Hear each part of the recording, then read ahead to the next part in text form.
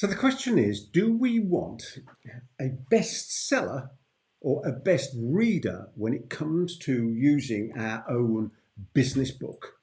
Or the words that we put in our business book and we use them to get various other informational products, various iterations of the book, or various other mentoring programs or online or offline products of information that we can market to people who want it.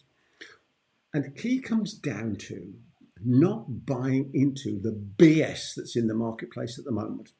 You've seen people game the system, hack the system, and make a book into a bestseller. It's not a real bestseller, is it? It's been manufactured. In the same way, you've seen webinars, probably, and seminars where the promoters have got a famous person to come on stage, and there's a long list of people who traipse up and they interview this person for 30 seconds.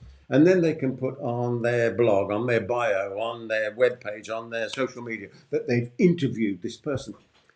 No way. As David Ogilvy, the famous marketer and genius of a businessman, said years ago, only first-class business, and that in a first-class way. So we don't want to game the system, I don't believe. We want to do it properly. And therefore, we have to be certain about our intention. Is our intention to write information, our knowledge, our experience, our expertise, our take on it? Is it to write stuff that's so darn good that people go, wow, and they read all the way through it? They take the ideas, they put them into action, and they get the outcome that they were looking for when they came to us in the first place? Or is it just to make money without a care in the world as to whether or not people actually get something from us? Now, I'm sure that you're like me, and think of it in this way. Money is the silent applause for a job well done and value delivered to other people. That's what happens when we put out our information. We become influential in our marketplace and we make an impact in the marketplace. And as a result of that, we get income.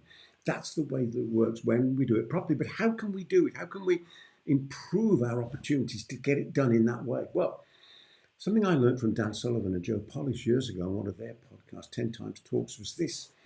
And they were talking about the research that said the shorter the book, 60 to 80 pages, is where you get the highest readership. Now, there is a caveat to that, because if you've got a niche area, then people will read lots and they will watch long videos, so they really get engaged with stuff.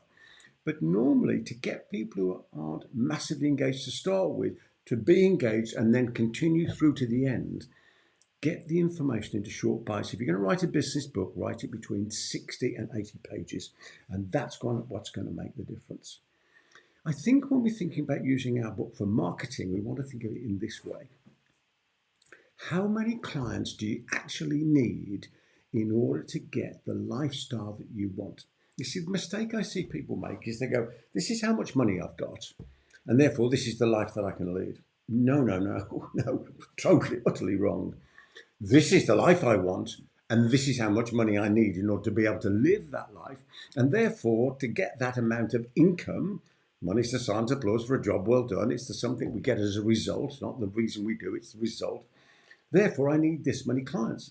And if I'm going to be getting this many clients at this much money per annum in order to get this amount of income to live this life, and I'm going to use my book for marketing, then it becomes a very simple process to know that we do this amount of marketing to get this result, to get these clients, to build for ourselves a business and a life of choice.